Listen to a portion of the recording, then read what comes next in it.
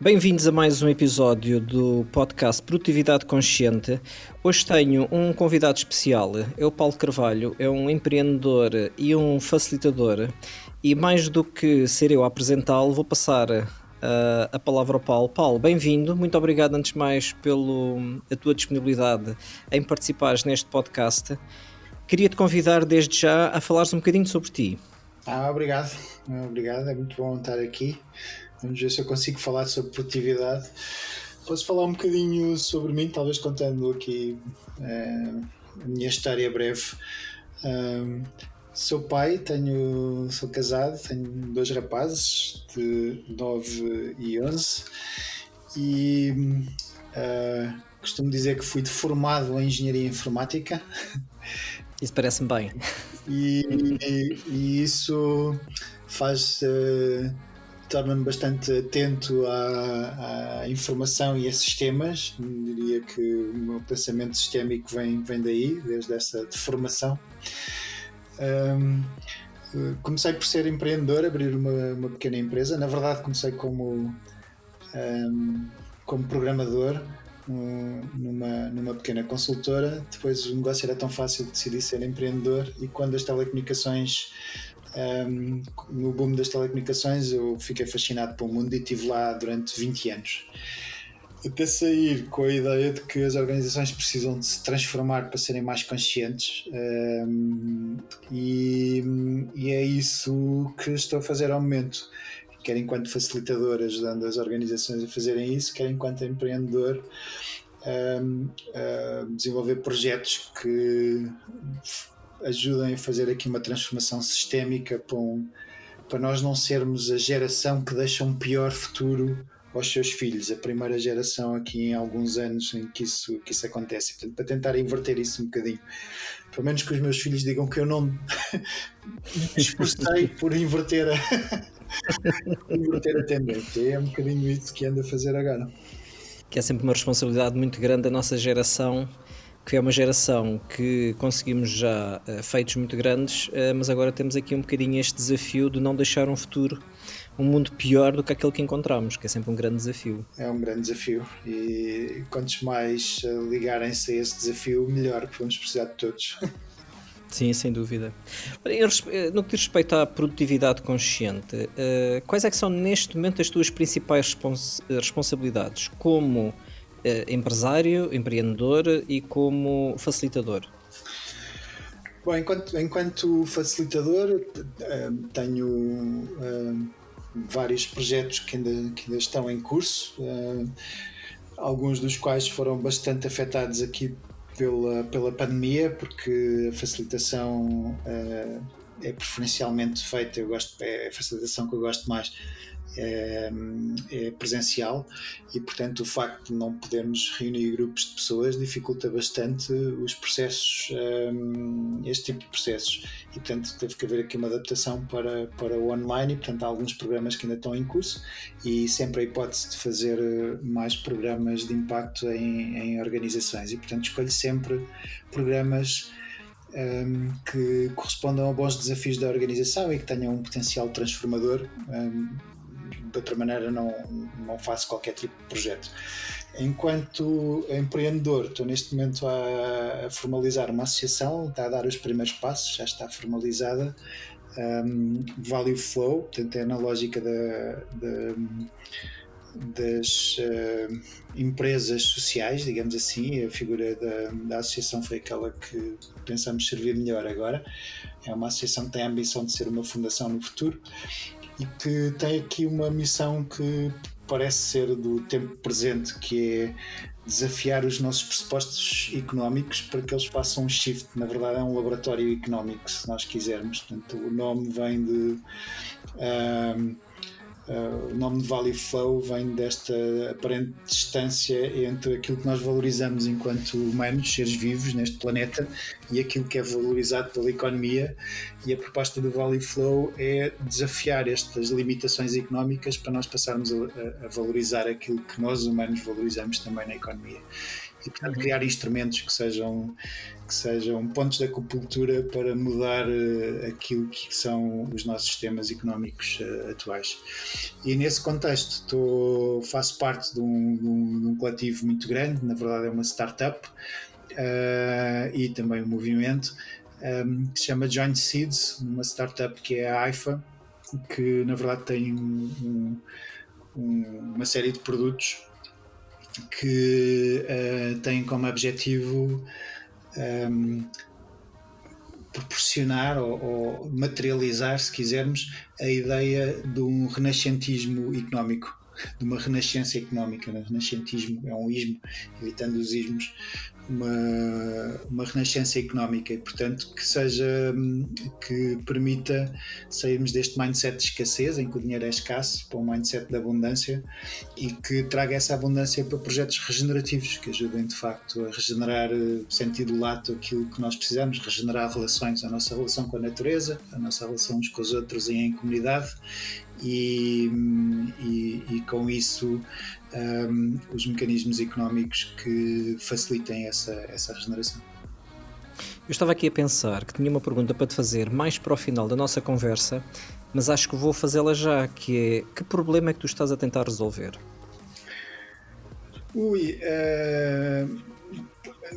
Vou pôr mais nestes moldes. Bom, na economia há vários problemas, não é? Mas eu nem gosto muito dessa abordagem de problemas é que estamos a tentar resolver, porque depois torna todo o jogo muito finito. Vou se calhar pôr isto de forma mais aberta. Os desafios que temos na economia são desde logo como é que podemos mudar a economia para que ela não seja escassa e que seja distribuída para todos, não é? Nós criámos um sistema que privilegia uma fatia, agora vai ser uma fatia muito limitada face à população, esses têm direito participam ativamente e têm benefícios na economia, mas existe uma outra fatia que não. Portanto, desde logo, como é que a economia é abundante e chega a todos? Esse é um grande desafio.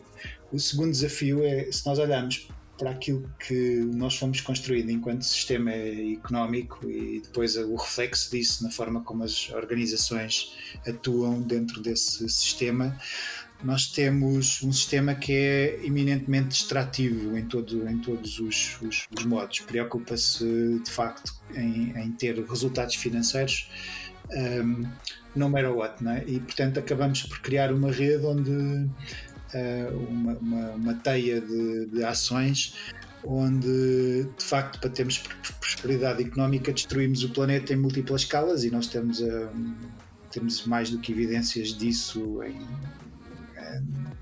desde toda a destruição ambiental, diminuição do número de espécies, mas já há estudos suficientes sobre isso. E portanto, como é que nós invertemos essa lógica que é informada pela forma como nós fazemos transações económicas? Desde logo nós temos o GDP como principal indicador de um país, não é? E portanto é fazer esse shift que é mais um grande desafio. Eu diria que esses dois são os desafios principais, e depois há subdesafios desses, mas diria que esses dois são os principais. E quando falamos num dia de trabalho, isto é, quando tu pensas no que é o teu dia-a-dia de trabalho, e acredito que seja um dia-a-dia nada rotineiro, e por isso cada dia acaba por ser um dia relativamente diferente dos outros, como é que é a tua rotina matinal quando começas a trabalhar? Ou até começares a trabalhar? Até começar não são nada rotinários e têm muitas nuances. Tento que os meus dias sejam diferentes, e isso estimula-me. De manhã tenho sempre uma rotina mais ou menos pré-estabelecida, porque passa pela logística de levar os meninos à escola, coisa que fazemos a pé, o que é um privilégio, e portanto é logo o primeiro. Sem dúvida. E o que eu tento fazer é fazer com que todas as tarefas da manhã sejam tarefas meditativas, ok? Alargando o meu tempo de meditação. Nem sempre consigo ter a disciplina de meditar de manhã, mas tento fazê-lo.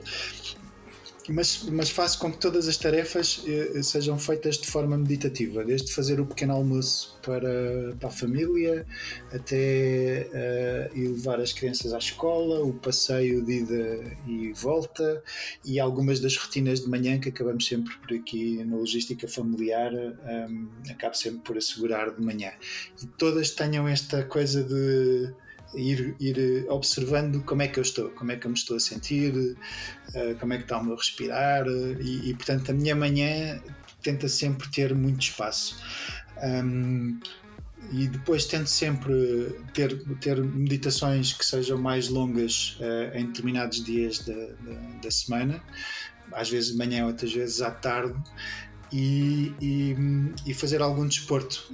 Agora o que me tem sido mais simples é correr. Felizmente estou num sítio onde isso é bastante acessível, com boas condições para o fazer, e portanto tento sempre correr duas vezes por semana, 3 vezes por semana, e ter essas rotinas. E no fundo essas rotinas são as âncoras do meu dia. E depois tenho aqui sempre esta ideia, e vou observando isso ao longo do tempo, que produtividade, na verdade, são 20% do nosso tempo, não são 80%. E então como é que eu estou de facto produtivo nesses 20% do tempo? E não é uma questão de fazer mais, às vezes é mesmo uma questão de fazer menos. E portanto uma das coisas que eu de vez em quando faço é para tudo. Agora isto não está a resultar. E como tenho estado a trabalhar de casa, tiro partido disso e vou tocar piano, vou tocar um bocado de guitarra e para tudo. E fico, no fundo, faço isso de uma maneira muito livre, espontânea, mais uma vez, se calhar meditativa, até que depois aquilo que eu tenho que resolver fica claro o que é, e depois faz muito rapidamente, não é? E portanto não me desgasto com muitas tarefas rotineiras. E depois, dependendo um bocadinho do que é para fazer, o que é preciso ser entregue, é por isso como milestones, a dizer, olha, esta semana eu gostava de atingir isto, ou de fazer isto e aquilo, ou aquela coisa que até anda aqui a procrastinar, tem que ser resolvida porque já me anda a consumir tempo mental. E portanto é pôr essas coisas como objetivos da semana e depois fechá-los. Ok, e por isso posso deduzir das tuas palavras que a forma como organizas o trabalho é numa perspectiva muito semanal, isto é, do início da semana defines quais são os resultados que pretendes atingir e depois focas-te muito nessa perspectiva semanal, ou foi apenas agora isso que falaste durante a semana, mas depois no dia-a-dia é diferente? Não, eu tento sempre ter esta rotina semanal, dizer, olha, o que é que eu gostava de ter resolvido esta semana. Okay? É uma coisa, quase um exercício mental de início de semana, fecho de semana. Esta semana o que é que era bom resolver? Que conversas é que eram precisas ser tidas? O que é que eu queria ter mais esclarecimento, etc, etc. Olha, quando falamos com as pessoas que costumamos trabalhar estes temas, uma das curiosidades maiores que eles têm é que tipo de aplicações é que nós utilizamos, seja no telemóvel, seja no computador, quais são aquelas ferramentas, aquelas apps, aquele software, aquelas mesmo ferramentas ou outras coisas não digitais que tu não conseguirias trabalhar sem elas? Eu acho que a principal coisa é um caderno. Também já descobriste o santo grau da produtividade, que não são as ferramentas digitais, mas sim as ferramentas analógicas. Eu agora estou a experimentar um caderno, que é um caderno digital, a ver como é que me dou, porque não gosto muito deste a papel. Tinha aqui uns cadernos que eram daqueles Infinite Books que funcionam muito bem, dá para apagar e fotografar, etc., manter o que temos, mas na verdade o caderno é a principal coisa.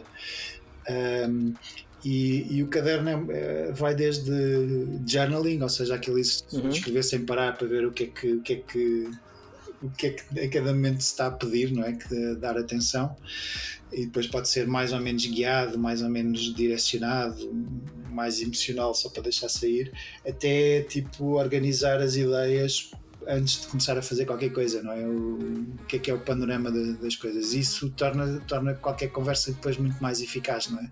Por exemplo, como temos que preparar muitas sessões, às vezes desenhar aqui um bocadinho o esqueleto das sessões e dizer o que é que vai acontecer, quais é que são as ferramentas, como é que isto... e não há nada como fazer meia dúzia de bonecos, esboço, e ter isso como um milestone escrito no caderno. Aliás, só logo o ato de escrever no caderno é quase um alívio. Sim, e isso é uma das coisas que nós recomendamos. Aliás, nós chegámos a fazer um programa que está disponível gratuitamente, que é o desafio Crie o seu diário em 30 dias, para ajudar as pessoas exatamente a ter essa perspectiva mais de journaling, de criar um diário, de escrever, porque isso ajuda muito na perspectiva de organizar pensamentos. Às vezes as pessoas pensam que não, mas quando fazem essa prática, todas as pessoas que têm partilhado comigo o feedback sobre journaling têm dito muito bem dessa prática. Mas tu tinhas dito que estás a utilizar um caderno digital, é alguma app, no Surface, no iPad? Não, eu queria algo que fosse mesmo parecido com um caderno, tão parecido que fosse quase um caderno. E então há uma empresa que é Remarkable, que lançou há pouco tempo uma promoção. Estão a lançar um novo caderno digital, uma evolução dos cadernos que tinham, e eu experimentei isso com esse preço promocional e até agora estou a gostar bastante. E tem a vantagem de fica logo digitalizado, são notas que se podem procurar, pode-se traduzir de texto de escrita para texto, embora eu prefiro quase a escrita, porque faço muitos bonecos e depois a coisa nunca fica bem feita. O texto é traduzido, mas os bonecos não. E para além do caderno, o que é que utilizas mais? Depois, o que eu tento sempre fazer é, dependendo um bocadinho dos contextos, aproveitar ao máximo das ferramentas colaborativas para esse tipo de trabalho, e portanto não uso ferramentas para gestão pessoal para além do caderno. Sou um bocadinho preguiçoso, já experimentei usar as tasks do telemóvel, aplicações de Get Things Done, não é? Daquelas coisas que tu vais pondo as tarefas ao longo do dia.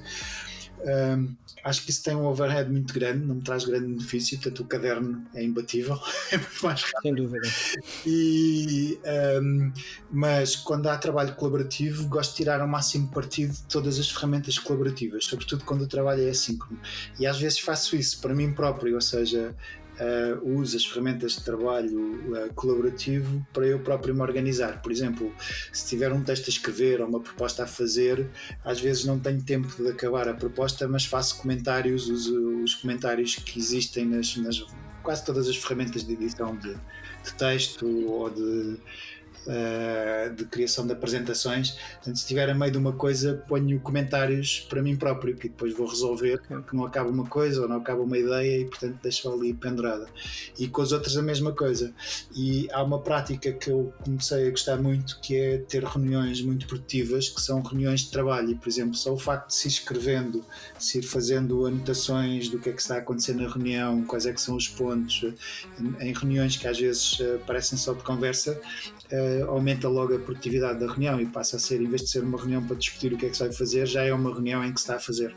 E portanto tendo a preferir essas, ok? E a tentar influenciar os contextos onde estou, porque essa seja a prática. Okay. Há assim alguma ferramenta, algum software que tu utilizes mais frequentemente? Ou... Não há assim nenhum software que eu diga, este aqui surpreende. Já experimentei várias coisas, desde Trello para coisas mais project oriented. Agora estou num contexto onde o que está a ser utilizado é o Asana, e bastante. Mas tem prós e contras, e estou a utilizar assim mais para conversa assíncrona o Discord, né, que é uma alternativa ao Slack, vem do mundo dos jogos e tem uma série de funcionalidades muito interessantes. E neste aqui há uma prática que é uma prática que eu tenho adotado nestes contextos onde estou e que eu recomendo vivamente, que se chama Working Out Loud. Sim. Que é num contexto colaborativo, é nós irmos dizendo o que é que nós estamos a fazer. ok? Sobretudo, nós temos experimentado muito em contextos auto-organizados e, portanto, com muita fluidez. Irmos dizendo o que é que estamos a fazer é sempre um motivo de conversa e, portanto, nós acabamos por seguir 2 ou 3 pessoas que sabemos que temos mais conversas ou com as quais aprendemos bastante, vemos o que é que elas estão a fazer e conseguimos ter uma conversa a partir desse seu testemunho. E o contrário é verdade, vamos dizendo o que é que estamos a fazer e há sempre alguém que pergunta, isso é muito giro, e isso dá origem a uma nova conversa e nós vamos listando, conseguimos fazer este fecho entre aquilo que nós planeámos e aquilo que na verdade estamos a fazer e conseguimos chegar ao final da semana e dizer o que é que eu fiz, olha, foi isto. Okay. Porque essa era uma pergunta que eu estava aqui a pensar, que te queria fazer, que é como é que tu mantens o registro daquilo que tens para fazer, sobretudo quando estás em projetos colaborativos em que não estás a trabalhar sozinho, estás a trabalhar com outras pessoas. Nestes 2 conceitos que te falei, não é? do Giant Seeds e do IFA, do Seeds e do IFA, é esta prática do working out loud que eu destaco. Okay? E, portanto, nós vamos todos dizendo o que é que estamos a fazer. Há contextos onde são comuns e, portanto, a conversa pode ter um contexto, ou seja, é para fazer aquela tarefa ou para fazer aquela coisa, mas como as pessoas têm todas muita autonomia, é esse o intuito, este mecanismo do working out loud é brilhante. Portanto, é dizermos ao final de uma tarefa, olha, fiz isto. Por exemplo, agora podia dizer, olha, tive uma conversa sobre produtividade com o Luís. Okay. Foi esta a conversa. E fica registado e pode haver até um insight da conversa em que eu digo, ok, tive esta conversa, olha, e isto despoltou-me esta vontade de fazer isto ou aquilo, ou de olhar isto para isto ou aquilo. Uhum. Tu há pouco já disseste que estás a trabalhar a partir de casa, isto é, muitos de nós estamos em teletrabalho, sobretudo desde a pandemia. Como é que é o teu espaço de trabalho em casa? Olha, acho que ainda assim é privilegiado. Nós mantemos um espaço de escritório, mas está assim em transição. Portanto, na verdade, eu tenho um espaço de escritório com um PC, com uma mesa com algumas tralhas, que eu tento sempre que sejam poucas, e é o espaço onde eu trabalho. Mas como eu te disse, de vez em quando levanto-me e afinal na sala que é bom para estar a refletir sobre uma ideia qualquer ou a fazer o meu journaling e acabo por usar mais do que um espaço na casa, mas fundamentalmente o escritório onde estou agora. Qual é assim o objeto que tens em cima da tua mesa de trabalho diferente? Eu acho que tenho vários objetos diferentes, mas assim o mais diferente é uma máscara que é assim um focinho de cão. Isso aqui é para alguma reunião de Zoom? E este focinho de cão tem piada porque é naquelas reuniões onde há um ambiente mais tenso, é preciso descomprimir, é preciso então às vezes por este focinho quebra completamente o ambiente e é a coisa mais estranha que se calhar eu tenho aqui. Olha, queria-te perguntar como é que tu paras para reenergizar e para recarregar baterias, embora já tenhas falado um bocadinho disso. Queres falar só mais um bocadinho? Faço muito isso, faço estas pausas de uma corridinha. Normalmente as minhas corridas, lá está, são lentas, meditativas, é mesmo deixar que a mente siga o seu caminho e ver em que é que ela está ocupada. E depois estas coisas que estão ocupadas podem ter uma ação. Não é? Pensar, olha, esta coisa, nunca tinha reparado que esta coisa que eu tenho custado horrores fazer, me está aqui a ocupar o CPU. Se calhar é melhor fazê-la já. Eu nunca tinha percebido que ela me estava aqui a ocupar o CPU e, portanto, está aqui. Se eu estou sempre a pensar nisto, é melhor arrumar já isto de uma vez e vir-me desta ideia. Ou às vezes o contrário, olha, esta coisa não tinha percebido como é que a resolvo e agora a corridinha ajudou. E depois a outra coisa é o piano. Eu sou um aprendiz de piano e gosto muito às vezes quando me sinto bloqueado, para tudo, sento-me ali ao piano a tocar sem mais nada, é só deixar que os dedos toquem quase aleatoriamente nas notas, às vezes é mais aleatório do que eu queria. E isso acaba por me serenar, me pôr num estado emocional que seja mais propício. Há alguma dica rápida de produtividade que queiras partilhar? Eu acho que esta é uma boa dica, não é? Se nós, como eu disse no início, eu acho que nós somos produtivos em 20% do nosso tempo, verdadeiramente produtivos, alemão, não é? onde nós damos o mesmo melhor de nós. Nós não conseguimos fazer isto 100% do tempo. É aquela coisa do Ronaldo que pode estar um jogo, quase não se dá por ele e depois marca 2 golos, não é? E nós, para fazermos isso, temos que ter este equilíbrio. Não podemos encher o nosso dia de coisas que nos roubam energia. Temos que ter estas pausas. Mesmo que sentimos que esta pausa pode dizer, epá, eu podia não estar aqui pausado e já tinha feito estas 3 ou 4 tarefas, mas se calhar não ficava com tanta energia. E agora, ok, tive menos tempo para as fazer, mas vou fazê-las muito mais rápido porque venho com muito mais energia para as fazer. E portanto esta será se calhar uma dica. Ok.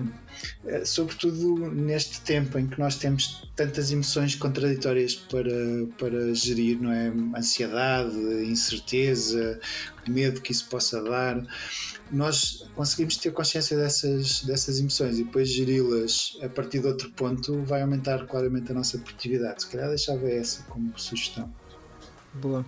Já disseste que tocas guitarra e piano. Para além de estares a tocar, enquanto estás a trabalhar, utilizas música? De vez em quando, mas raramente, porque como gosto muito de música, ela distrai-me, portanto tem que ser algum tipo de música. Há tarefas, lá está, as mais repetitivas, onde não me importo de ter alguma música.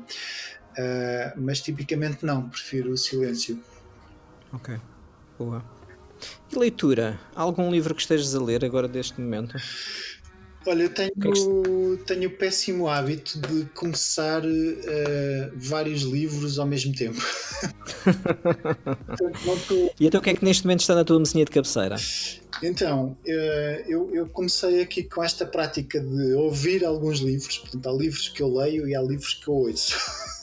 Eu também gosto imenso de audiobooks, sobretudo quando há cerca de 15 ou 20 anos descobri os audiobooks, não quis outra coisa, a sério. Principalmente porque na altura eu morava num sítio em que tinha muito trânsito e os audiobooks tiveram o dom de me acalmar no trânsito e até gostar de apanhar trânsito. Qual foi assim o último, não digo o último, mas assim um audiobook que tenhas ouvido recentemente que te marcou e gostavas de recomendar? Olha, eu estou neste momento em audiobook, estou a ouvir o livro de Infinite Game, okay? Que é esta ideia de que a maior parte dos jogos que jogamos em sociedade são jogos finitos. Ok. São jogos de competição, não é? E acabam. Quando na verdade a vida é um jogo infinito. A nossa vida individual não é, mas a vida em si é. E então é um livro excelente porque mostra como nós somos influenciados por uma quantidade de jogos pré-determinados e que entramos neles de forma inconsciente. Portanto, é um livro que eu recomendo para quem queira fazer mudanças assim profundas e tomar consciência de algumas ações. E depois estou a ler outro livro que é o Green Swans, que é esta ideia de que já há imensas empresas que estão a transformar o mundo de forma profunda e que são uma espécie de cisnes verdes porque estão a regenerar ou estão a mudar completamente uma indústria e portanto são as empresas ou entidades que fazem parte desta construção deste mundo que eu imagino poder existir, não é? Que acredito que exista e eles já estão a construir esse mundo e são 2 livros fantásticos. Boa. Um estou a lê-lo, o outro estou a ouvi-lo. Estou a ouvi-lo. Uma pergunta que se impõe nesta altura do ano, e obviamente que a pandemia transformou e obrigou-nos a mudar muito das nossas vidas, mas em termos do teu dia-a-dia de trabalho, o que é que a pandemia te obrigou a mudar? Olha, há 2 coisas que eu sinto muita falta e elas só se tornam evidentes quando depois há momentos onde isso é possível e nós percebemos, a falta que isto me fazia. Eu usava muito o tempo de almoço para ter conversas e portanto deixei de fazer isso com a pandemia, embora tenha feito, mas é mais difícil encontrar as pessoas, sobretudo porque as deslocações são mais difíceis, alguns estão a trabalhar de casa e a casa fica longe do sítio onde normalmente orbitavam, portanto tem sido mais difícil fazer estes almoços e isso sinto falta. e depois sinto falta de espaços coletivos, onde estejam pessoas, onde as pessoas se abracem e umas com as outras em interação livre. Uma das coisas que eu uso, das técnicas, ou se quisermos métodos que eu uso para facilitação, é uma coisa que se chama Social Presencing Theatre, que é uma espécie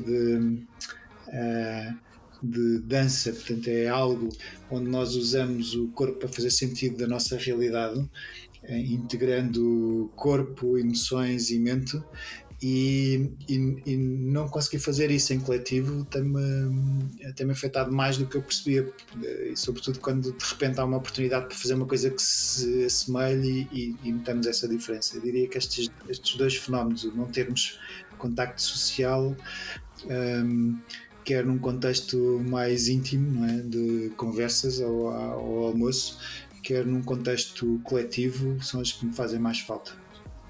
Okay. E nessas conversas, qual é que foi assim o melhor conselho que tu já recebeste? Tenho muitos conselhos, mas há sempre um ou dois que ficam mais gravados de maneira mais forte, não é? Um deles